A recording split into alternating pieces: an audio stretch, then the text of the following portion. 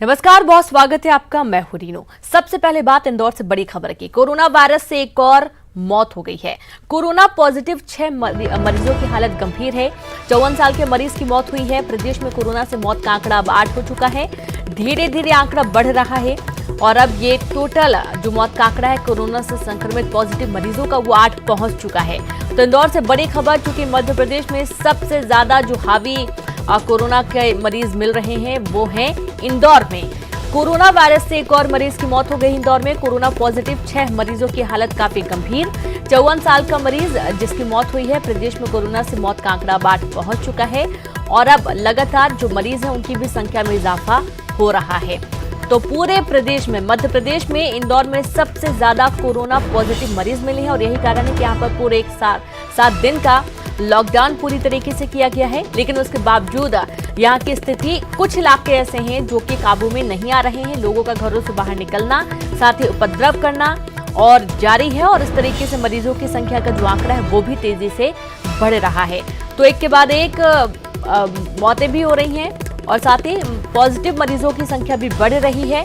कोशिश की जा रही है सोशल डिस्टेंसिंग बढ़ाने की, लेकिन कुछ इलाके ऐसे हैं जहां पर इसका पालन नहीं हो रहा है।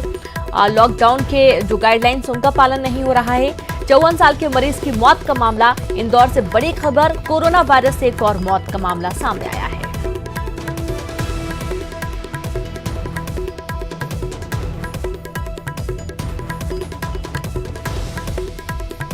और संवाददाता इंदौर से अरुण जुड़ गए हैं। अरुण, लगातार मरीजों का आंकड़ा भी बढ़ रहा है, रिपोर्ट्स भी पॉजिटिव आ रही हैं, एक और आज मौत हो गई है। पूरी जानकारी दें अरुण।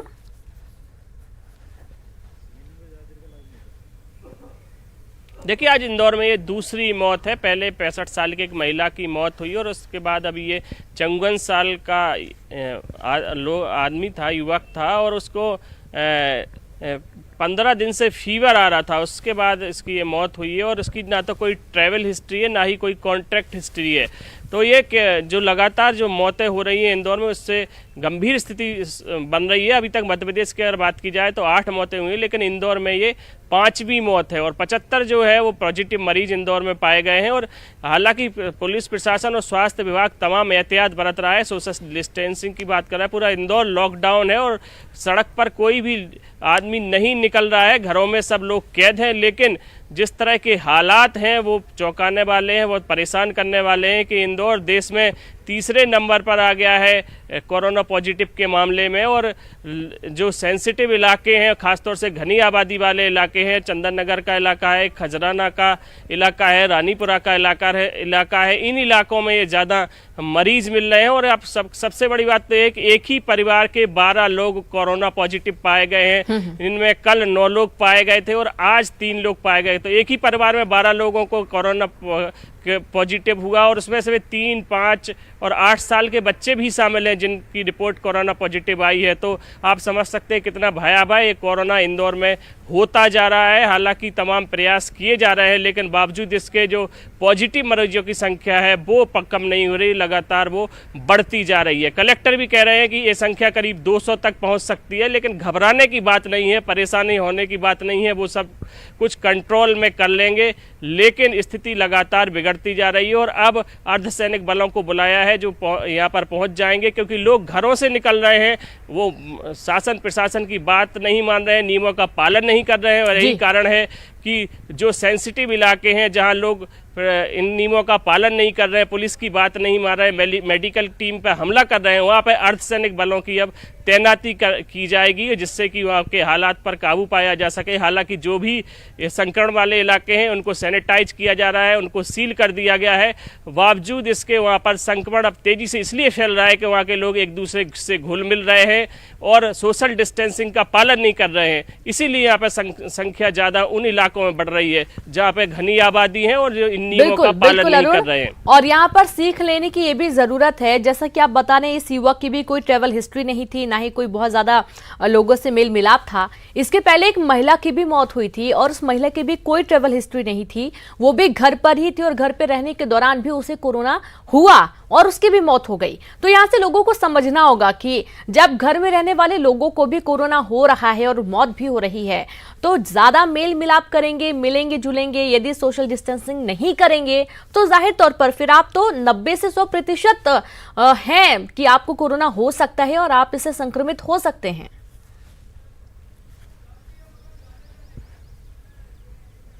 बिल्कुल, देखिए लगातार प्रशासन अपील कर रहा है, समाज के लोग अपील कर रहे हैं, धर्मगुरु अपील कर रहे हैं, लेकिन बावजूद इन पे असर होता दिखाई नहीं दे रहा है कि वो घरों में रहें और सोशल डिस्टेंसिंग का पालन करें।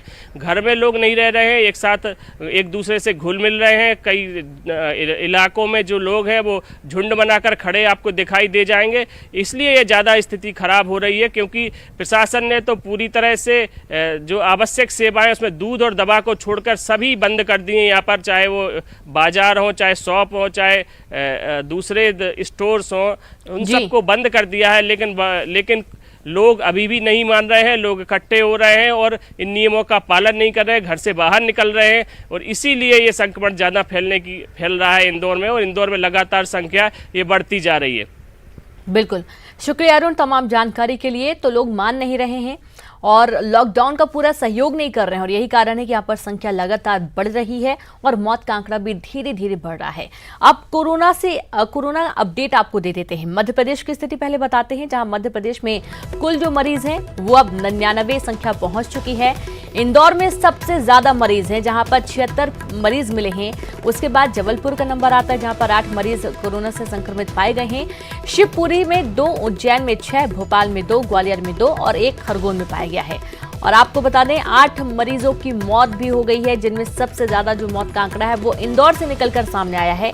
जैसा कि अभी ताजा खबर है, जहां पर एक युवक की भी मौत हो गई है, जबकि उसकी भी कोई ट्रैवल हिस्ट्री नहीं थी, ना ही वो किसी से बहुत ज्यादा सोशल था, उसके बावजूद उसकी मौत हो गई है। और ठीक इसी तरीके से मध्य प्रदेश की स्थिति के बाद छत्तीसगढ़ की यदि हम बात करते हैं तो छत्तीसगढ़ में हालात थोड़े अच्छे हैं। छत्तीसगढ़ की बात करेंगे, छत्तीसगढ़ का भी आपको हम ग्राफ दिखाएंगे, जहां पर छत्तीसगढ़ से कोरोना को लेकर एक अच्छी खबर है। यहां पर जो संख्या है वो टोटल 9 मरीज सामने आए थे, जहां पर एक बिलासपुर से, एक भिलाई से, एक राजनांदगांव से, 5 रायपुर से, एक कोरबा से। तो इस तरीके से कोरोना मध्य प्रदेश और छत्तीसगढ़ में भी है, लेकिन छत्तीसगढ़ में कोरोना से संक्रमित मरीजों की संख्या कम है और बहुत तेजी से जो मरीज हैं वो रिकवर भी हो रहे हैं। तो जैसा कि हमने आपको बताया कि बहुत तेजी से जो मरीज हैं वो रिकवर भी हो रहे हैं और इसी तरीके की एक सुखद खबर मिली है। सूबे में कोरोना पीड़ित एक और मरीज ठीक हो गया है। इसके पहले भी एक मरीज के ठीक होने की पुष्टि हुई थी और इसकी जानकारी खुद सीएम भूपेश बघेल ने अपने ट्वीट के माध्यम से दी है। अब ये कहा जा सकता है कि कोरोना से जंग लड़ी जा सकती है और जंग लड़ने के साथ साथ जीती भी जा सकती है। और जैसा कि अब स्वस्थ होने वाले जो पीड़ित हैं उनकी संख्या अब 3 पहुंच गई है। ये सभी स्वस्थ होकर अपने घर पहुंच गए हैं, जबकि 6 बाकी मरीजों का इलाज जारी है, एम्स में जारी है। इसके अलावा 61 संदिग्ध मरीजों की जांच रिपोर्ट का इंतजार है।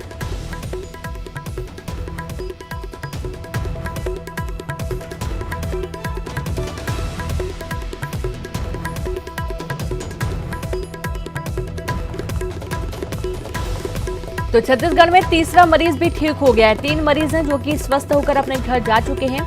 अस्पताल में इलाज जारी था और सीएम भूपेश बघेल ने ट्वीट करके इस बात की जानकारी दी है। तो तमाम कोरोना से संबंधित खबरों के बीच में छत्तीसगढ़ से एक ये सुखद खबर है, जब लोग कोरोना से जंग लड़कर जीत कर अपने घर पहुंच गए हैं।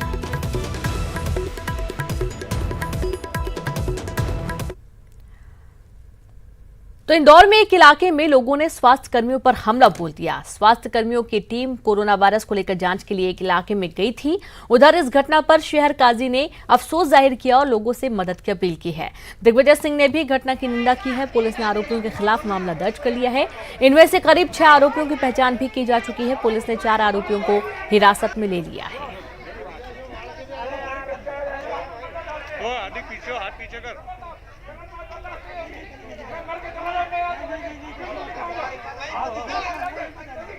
तो शासकीय कार्य में बाधा डालने का मामला दर्ज कर लिया गया है। आपको बता दें कि लगातार एक और ये मामला सामने आया है, जहां पर कोरोना में स्वास्थ्य कर्मियों पर हमले के बाद काफी बवाल हुआ। स्वास्थ्यकर्मी जब जांच करने पहुंचे थे तो उनके ऊपर पथराव कर दिया गया, जिसमें कई जो डॉक्टर हैं उनको पैर में चोट भी आई है, लेकिन वो वहां से बच निकले। यहाँ पर अर्धसैनिक बल का उपयोग किया जा रहा है। फरार आरोपियों की भी तलाश की जा रही है और इसके चलते पुलिस मुस्तैदी से काम में जुट गई है।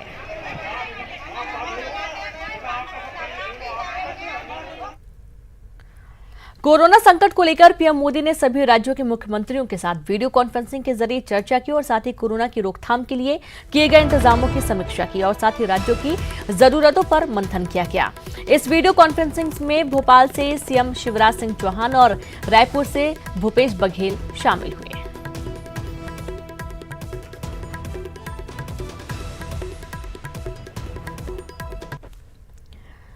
और इसी बीच एक और अहम खबर, जहां WHO ने पीएम मोदी की तारीफ की है। देश में $24 बिलियन का पैकेज देने पर सराहना की। 80 करोड़ लोगों को 3 महीने का मुफ्त राशन देने की तारीफ की। कोरोना के खिलाफ जंग में पीएम मोदी से सीखने की बात कही गई। Many countries are asking people to stay at home and shutting down population movement, which can help to limit transmission of the virus, but can have unintended consequences for the poorest and most vulnerable people. I have called on governments to put in place social welfare measures to ensure vulnerable people have food and other life essentials during this crisis.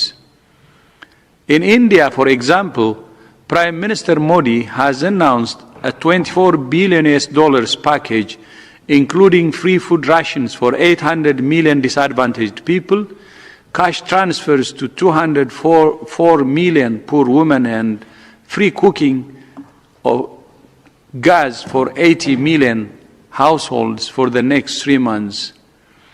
Many developing countries will struggle to implement social welfare programs of this nature.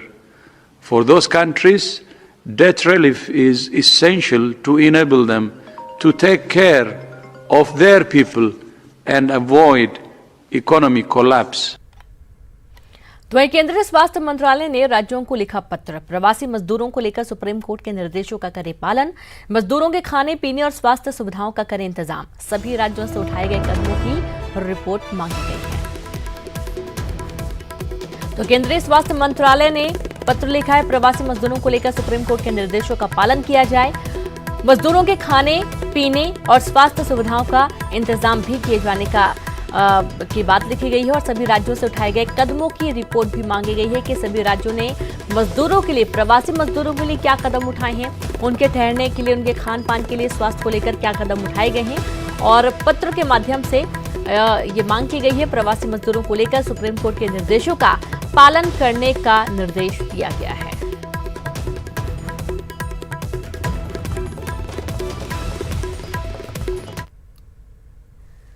और साथ ही fake news को लेकर गृह मंत्रालय ने लिखा पत्र, सभी राज्यों के मुख्य सचिव को लिखी चिट्ठी, फेक न्यूज को वेरीफाई करने के लिए पोर्टल बनाने के निर्देश। कोरोना को लेकर गृह मंत्रालय का फैसला, 7 अप्रैल तक राज्यों से एक्शन रिपोर्ट मांगी गई है। तो बड़ी खबर आपको दे रहे हैं, जहां पर फेक न्यूज को लेकर गृह मंत्रालय ने पत्र लिखा है, सभी राज्यों के मुख्य सचिव को लिखी चिट्ठी, फेक न्यूज को वेरीफाई करने के लिए पोर्टल बनाने के निर्देश दिए गए हैं। कोरोना को लेकर गृह मंत्रालय का फैसला, 7 अप्रैल तक राज्यों से एक्शन रिपोर्ट मांगी गई है। क्या एक्शन लिए गए हैं, क्या कदम उठाए जा रहे हैं, किस तरीके का प्लान है और कितनी राहत उनके क्षेत्रों में मिली है। और वक्त एक ब्रेक का, जल्द हाजिर होंगे।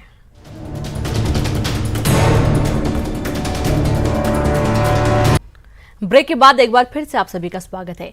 कोविड-19 कोरोना आज महामारी का रूप ले चुकी है, लेकिन छत्तीसगढ़ की भूपेश बघेल सरकार ने इस महामारी की रोकथाम के लिए जिस तरह से सावधानी बरती और बीमारी की गंभीरता को लेकर पहले से कारगर कदम जनता के हित में उठाए हैं, उसके चलते महामारी पर नियंत्रण लग सा गया है। राज्य सरकार ने लॉकडाउन के साथ साथ सोशल डिस्टेंस मेंटेन करने और आम जनता को तमाम सुविधाएं दी। एक रिपोर्ट देखिए।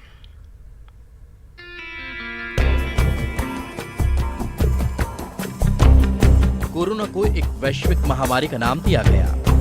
देश में लॉकडाउन से पहले कोरोना महामारी के फैलाव को रोकने के लिए प्रदेश के मुख्यमंत्री भूपेश बघेल ने लॉकडाउन और सोशल डिस्टेंस बनाए रखने के लिए आदेश कर दिया था।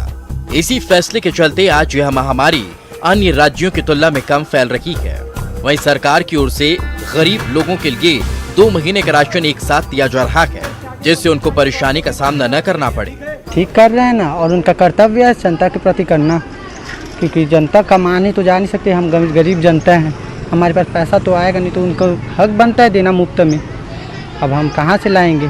तो गरीब को ठीक कर रहे हैं, दे रहे हैं, थोड़ा बहुत तो राहत मिलेगा। लॉकडाउन के दौरान प्रदेश के सैकड़ों मजदूर अलग अलग प्रांतों में फंसे हुए हैं। साथ ही छत्तीसगढ़ में भी दीगर राज्य के कामगारों की मुख्यमंत्री भूपेश बघेल सहायता कर रहे हैं। इतना ही नहीं, उन्हें भरोसा भी दिलाया गया है कि किसी तरह की कोई परेशानी नहीं होगी। पाटन विधानसभा क्षेत्र के लोग बेंगलोर में कोरोना वायरस के वजह से फंसे हुए, जिसमें हम 11 लोग हैं, उसके लिए छत्तीसगढ़ मुख्यमंत्री माननीय श्री भूपेश बघेल जी ने हमें 11,000 रुपये अनुदान राशि दिए, उसके लिए बहुत बहुत धन्यवाद। कोरोना के खिलाफ लड़ाई जारी, सीएम भूपेश बघेल ने खुद संभाली कमान। सड़कों पर उतरे सीएम, जनता से सीएम कर रहे संवाद। सभी जिला कलेक्टरों को सीएम का सख्त निर्देश, कालाबाजारी के खिलाफ सख्त एक्शन की हिदायत। सूबे में आवश्यक वस्तुओं की कोई किल्लत नहीं। सुझाव के लिए पत्रकारों के साथ वीडियो कॉन्फ्रेंसिंग, फोन पर चर्चा। गांव और शहर की परेशानियों पर सीएम की पैनी नजर। मैं भाग्यशाली हूं कि ऐसे राज्य का मैं मुख्यमंत्री हूं जहां की जनता इतना संयम और अनुशासन है कि राज्य में लॉकडाउन का पालन करने के लिए हमारी पुलिस को बल प्रयोग का सहारा नहीं लेना पड़ा। राज्य सरकार के सभी महकमे आपकी सेवा के लिए तत्पर है। मैं आपको विश्वास दिलाता हूं, इस संकट की घड़ी में हम छत्तीसगढ़ में किसी को भूखा सोने नहीं देंगे। विपत्ति और आपदा में ही जनता के नायक, जनप्रतिनिधि नेता की पहचान होती है। मुख्यमंत्री भूपेश बघेल ने अपने नेतृत्व क्षमता को न सिर्फ साबित किया, बल्कि आपदा की घड़ी में एक से बढ़कर एक फैसले लेकर यह साबित भी किया कि वह किसी अलग ही मिट्टी के बने हैं। युगल तिवारी, न्यूज़ 18 रायपुर। ओरछा में आज रामनवमी पर मंदिर पूरी तरह बंद है। सिर्फ मंदिर के पुजारी और कर्मचारी भगवान श्री राम राजा का जन्मोत्सव मनाएंगे और इन दिनों कोरोना वायरस के संक्रमण से बचने के लिए मंदिर को 14 अप्रैल तक बंद कर दिया गया है। वहीं पन्ना में भी लोगों से मंदिर आने की बजाय घर में ही पूजा करने की अपील की गई है। जबकि सतना के चित्रकूट पर्वत पर विराजे मैहर वाली मां शारदा देवी धाम में चैत्र नवरात्रि का धार्मिक आयोजन इस बार नहीं किया जा रहा है। कोरोना वायरस की वजह से आयोजन रद्द कर दिया गया है।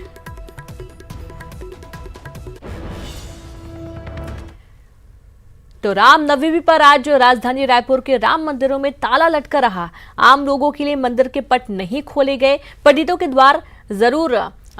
द्वारा जरूर विधि विधान से पूजा अर्चना कर भगवान श्री राम का जन्म उत्सव मनाया जा रहा है।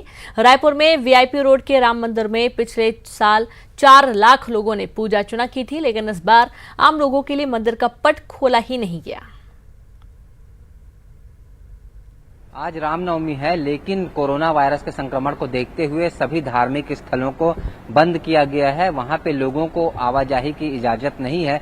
यही वजह है कि ये वीआईपी रोड के जो श्री राम मंदिर है भव्य, इस मंदिर में पिछले साल तक जहां रामनवमी के अवसर पर 3 से 4 लाख लोग एक दिन में भगवान श्री राम के दर्शन करने आते थे, लेकिन इस बार पूरा परिसर सूना है। जाहिर तौर पर बाहर गेट में ताला भी लगा दिया गया है ताकि कोई प्रवेश न कर पाए। प्रशासन के जो नियम बनाए गए हैं उसका पालन किया जा रहा है। हालांकि समिति के द्वारा जरूर जो है विधि विधान से पूजा अर्चना की जाएगी, लेकिन जो पब्लिक है उनके आने पे रोक रहेगी। जाहिर है कि कोरोना वायरस के संक्रमण को रोकने के लिए ये जरूरी है कि लोग जो है नियमों का पालन करें, और वो दिखाई भी दे रहे हैं। इस मंदिर के जो पंडित हैं वो हमारे साथ हैं, उनसे जानेंगे आज रामनवमी के अवसर पर किस तरीके से पूजा अर्चना हो रही है और लोग नहीं आ रहे हैं तो क्या वजह। देखिए, भगवान का जन्मोत्सव आज पूरे देश में, पूरे दुनिया में जहां भी हिंदू समाज रहता है, भगवान राम का जन्मोत्सव मना रहे हैं। बस ये है कि हर वर्ष हर्षोल्लास के साथ सब लोग, पूरा समाज एक साथ एकत्रित होकर के मनाता था, लेकिन आज वैश्विक परिवेश में जो कोरोना महामारी है और जिसको लेकर के सरकार ने जो सावधानियां बनाई हैं और सबको ये सावधानी पालन करनी है, ऐसा निर्देश है, उसी को ध्यान में रखते हुए हमारी समिति ने भी ये निर्णय लिया और हम लोगों ने पिछले 19 मार्च से ही मंदिर में भक्तों का प्रवेश बंद कर दिया था, क्योंकि यहाँ लगभग 5-7 हजार लोग तो रोज ही दर्शन करते थे एक समय में। और आज तो रामनवमी का दिन था। पिछले 3 वर्ष से जब से मंदिर का निर्माण हुआ है 2 लाख, 3 लाख और पिछले वर्ष तो सारे रिकॉर्ड तोड़ते हुए 4 लाख लोगों ने लगभग दर्शन किए एक दिन में। इतनी बड़ी संख्या में लोग यहाँ पर पूरे महानगर के, पूरे राज्य के लोग दर्शन करने आते थे। वैसी व्यवस्थाएं रहती थी, लेकिन आज इस परिस्थिति के कारण ऐसा नहीं हो सकता और करना भी नहीं चाहिए। इसलिए जो शास्त्रोक्त भगवान का जन्मोत्सव मनाने की परंपरा है, विधि है, पूजा है, अभिषेक है, भगवान का जन्मोत्सव होगा, बधाई होगी, वो हम सब लोग केवल पुजारी लोग मिलकर के ही करेंगे और भगवान की जो नियमित सेवा चल रही है उसी को लगातार, अभी जब तक आगामी निर्देश नहीं होगा प्रशासन का, तब तक ऐसी व्यवस्था चलती रहेगी। जाहिर तौर पर न केवल मंदिर समिति बल्कि आम लोग भी इस नियम का पालन कर रहे हैं और घरों में ही पूजा अर्चना करके आज रामनवमी के अवसर पर भगवान श्री राम का जन्मोत्सव मना रहे हैं। कैमरामैन सुरेश पाशी के साथ राघवेंद्र साहू, न्यूज 18 छत्तीसगढ़, रायपुर। और इसी के साथ इस बुलेटिन में इतना ही। नमस्कार।